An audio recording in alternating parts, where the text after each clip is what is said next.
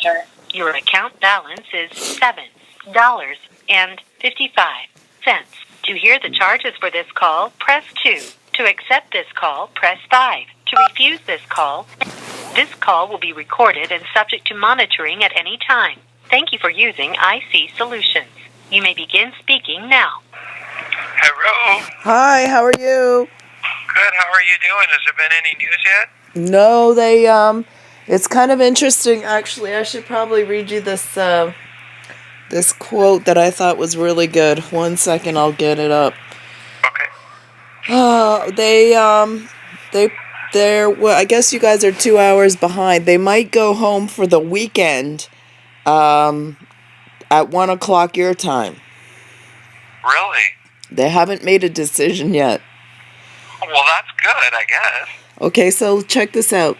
The jurors had questions about the conspiracy charge and how to determine if one existed and how it affects the other charges. The judge answered, the conspiracy could have existed from people who are not in this room.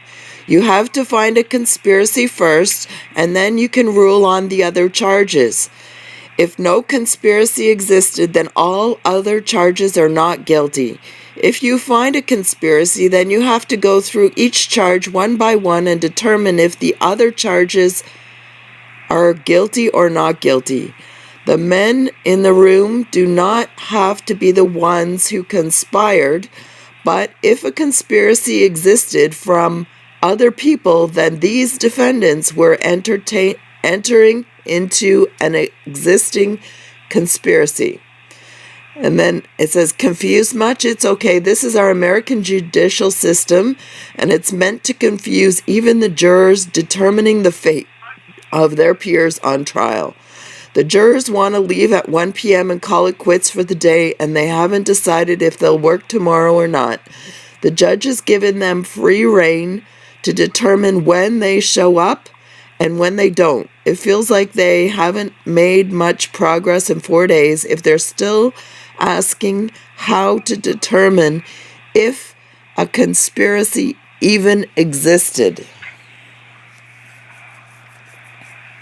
Well, I don't think a conspiracy ever existed. It's insane. That's the point. It's insane. Because you have to say, where was the conspiracy? Because conspiracy defines that there has to be an agreement. And so, but where was the agreement to go commit an offense against the United States? There was only a protest, and the sheriff of the area told the BLM to leave.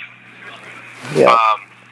Now, there was firearms present and everything like that, but when there has to be a pre-planning agreement, like, for example, there has to be a bunch of people sitting in a dark room somewhere and saying, hey, we're going to and agree together to go commit an offense against the United States. That never happened. This was a spontaneous event where people just showed up to protest. Yeah. So there was no planning. There was no agreement. I don't think anybody could have controlled it. There was no leadership. It was just an American movement. Yeah. But, I mean, there's reasonable doubt there, obviously, which means not guilty. Absolutely. And I don't know why they're not using stigmatis juris. What's that? The stigmatis juris says in the conspiracy they have to go above and beyond a reasonable doubt for conviction. Oh, yeah, that's good. That would be. That's why the Bundys essentially won in Oregon, because they did stigmatis juris. They had to go above and beyond to say a conspiracy exists, and there was no solid evidence that a conspiracy ever existed. So, and I would argue even the meeting me, Hammond, and everybody had they had me testify about.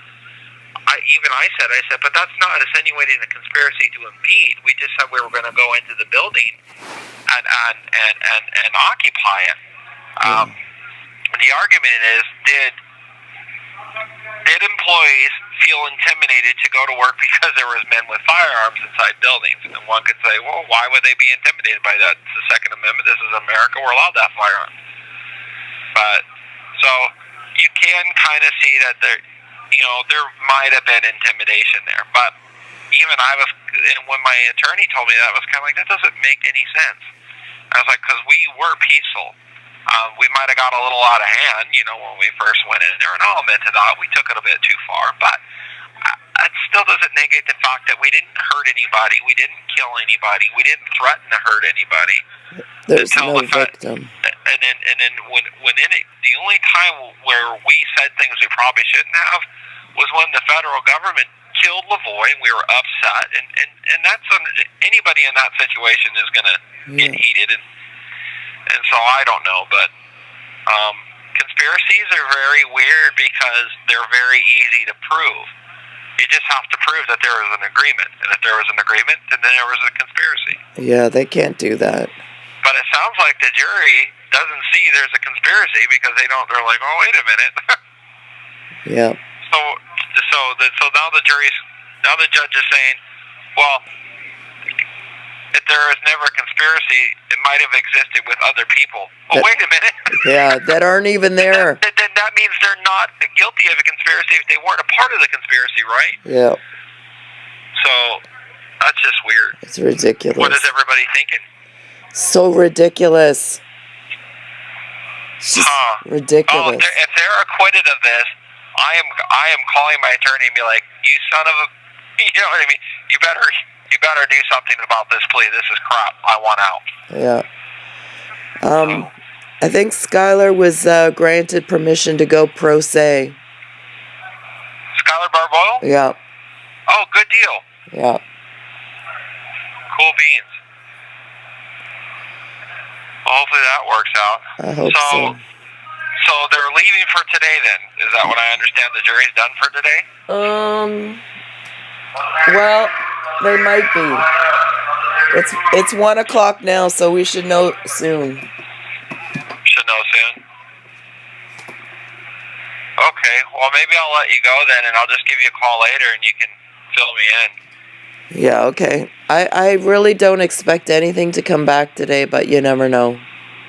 Right. Huh. I bet you they're going to find him not guilty. I pray. I have a good feeling on this, Dot. That because they've taken so long, and because they asked that question, they're probably like, where's the conspiracy here? So stupid. Why do I feel like the federal government, the prosecution, just fed us a line of crap this entire time? Wasted everyone's time and life. Well, yeah, so essentially what they're saying is that the conspiracy didn't exist and all those other charges are done. Yeah. They can't charge them with that. That means they can't charge me with assault on a BLM officer either. Yeah, it seems like the judge clearly said, if you don't find conspiracy, then you can't find guilty on any of the other charges. Right. But everybody was confused. Huh. Well, I think I know why they're confused, and it might have been because of Eric Parker's testimony. Yeah. And so because he's admitting that, yeah, I was on the bridge with a rifle, you know, and so he's kind of admitting to assault on a BLM officer, and maybe they might have been like, well, maybe he's guilty of that, but not of the conspiracy.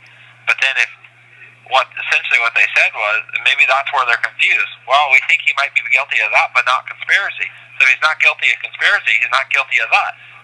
I can understand. That's probably where the confusion is. There's a lot. And so they'll be like, well, we can't determine a conspiracy even though they might be guilty of the rest of you. Not guilty. You know what I mean? Yeah.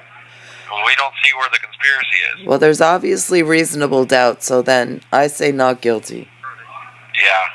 Woo, it's good news. Yeah. Hey, I'm glad it's taken so long. That is very good. Yeah. So, all right, well, I'm going to let you go and get on with your day. Okay, hang in there. I will. Thank you very much. You're welcome. Bye. Bye.